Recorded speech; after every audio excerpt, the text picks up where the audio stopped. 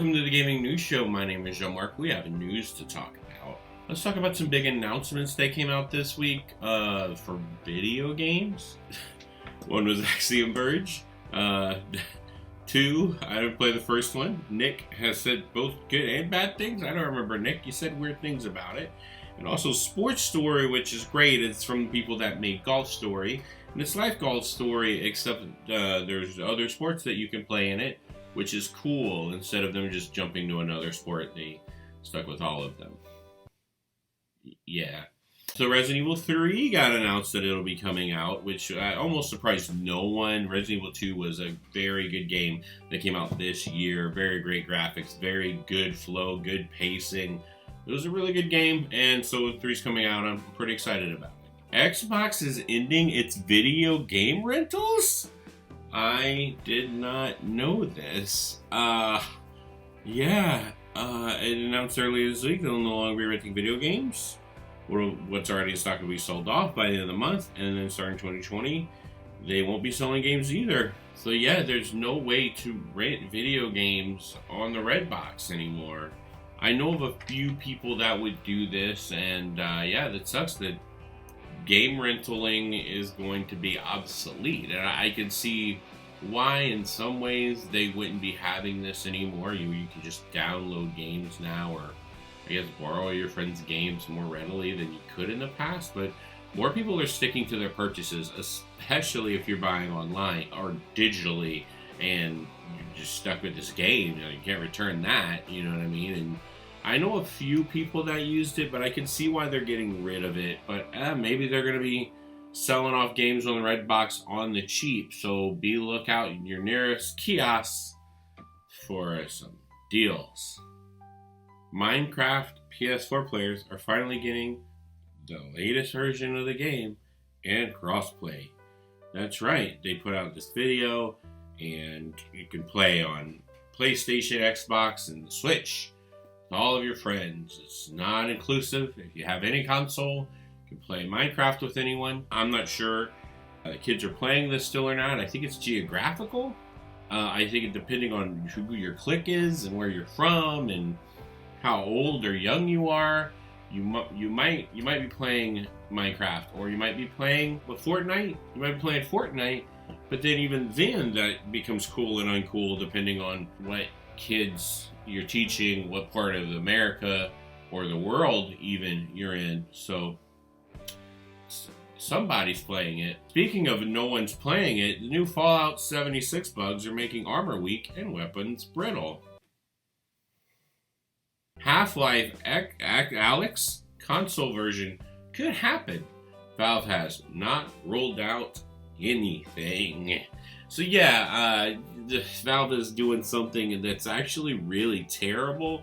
And when fans asked for a new Half-Life game, they decided, we're going to force them into VR to play this game they've been wanting for like 30 years now. So if you've been waiting for this game, the only way you can play it is through VR. But if it comes to consoles, maybe it won't be tied to VR only, because there's a lot of VR games on the PlayStation that you don't need a VR headset for. You can just play it. This is like really, really crappy of Valve to do. And I guess I get it. They really want to push VR, and actually a lot of people bought into VR once this game came out, and maybe it'll come out for the next iteration of the PlayStation VR that'll be on the PS5, because it'll just be better and maybe more able to handle what this game is. But I think it's dumb, and I can see why a lot of people left the company after working on a game that was in development, that not in development, that was in development, that had a script, that didn't have a script. Valve released Steam, and now they don't need the money from video games anymore. But people love Half-Life 1 and 2, and to do this to people, it's tone deaf. It's terrible, and it's at least you're getting a game, I guess. Final Fantasy VII Remake box art confirms 1 year of PS4 timed exclusivity. We didn't know if this would be just on the PlayStation or not. Now that we know it will be for a whole year, this is one of the few games actually PlayStation has done. Xbox is usually the one that pulls the whole time exclusive thing, which never really works out. But hey, PlayStation's on top. So if you want to play the new Final Fantasy VII, you can only get it on the PlayStation 4 for a year. So basically, when the new consoles are out, you won't have to worry about it. And it's confirmed, new BioShock game is in the works. And apparently it's been in the works for a few years now.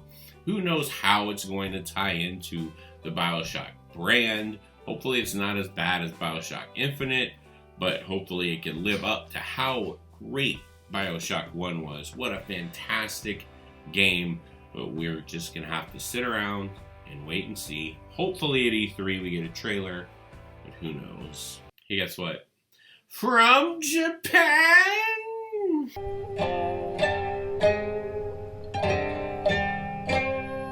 Usually this segment from Japan is dedicated to the positive things that Japan has to offer, but this story was way too weird for me to pass up. Woman arrested for allegedly making death threats to an anime retailer.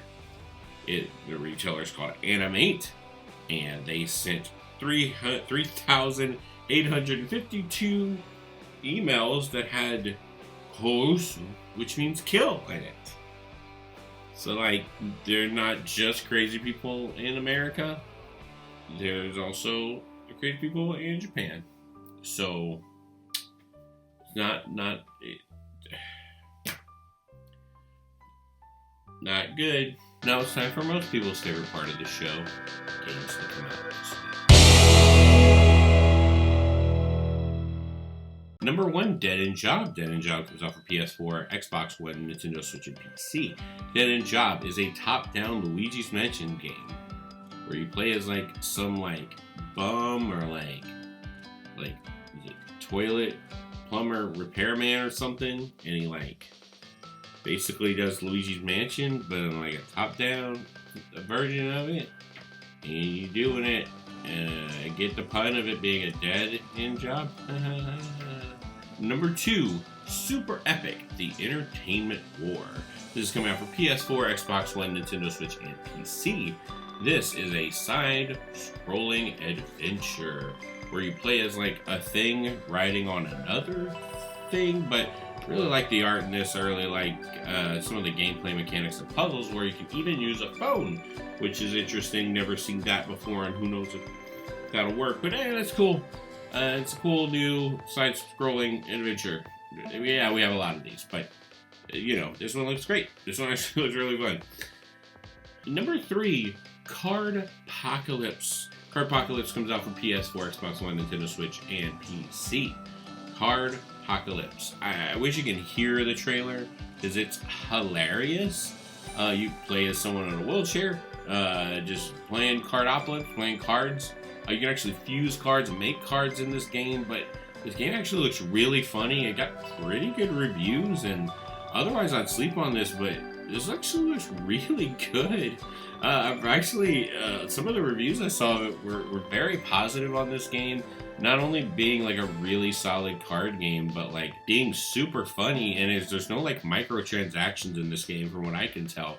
Because you're making your own games and you're playing like this linear game with cards, which I'm sure is extremely fun. And yeah, don't sleep on this one. You see it, get it. Number 4, Blacksad: Under the Skin. This is coming out for PC, PlayStation 4, Xbox One, Nintendo Switch. This is a game based on a graphic novel from Dark Horse Comics. I had no idea of that until I just read it. This is a story-based adventure game. Probably more like a Tall Tale game, I'm assuming, where you're a detective trying to figure out a crime. It actually looks great. It won some awards. It looks like it's very story-driven. All the characters are animals, so you could, get serious with this one and have fun figuring out the mystery of whatever the mystery is in this game. Number 5, Ashen. Ashen Came out already for Xbox One, but it's coming out for PlayStation 4, Nintendo Switch, and PC. A Souls-like action RPG in an open world, which sets you on a journey to protect the light and civilization that have just returned into the world, along with building a community to live in a new world. This looks like a pretty fun game. I can see why it's like the Souls game, because you're doing a lot of skill-based combat in it, and looks like it could be very difficult. I remember when this trailer first came out, I just thought visually it looked great, but I'm sure the combat is very solid in this game, especially if you're going to compare it to the Souls games. But yeah, looks like a pretty solid, great art. I'm not sure if it's multiplayer or not, but yeah, get your friends around potentially and play Ashen. Thank you for watching the Gaming News Show. My name is Jean-Marc, who's at the Life Struggling Like You See. You have all the news now, do whatever you want with it. Thanks for watching, and play Cardopolis and Super Epic. Those look great, actually, so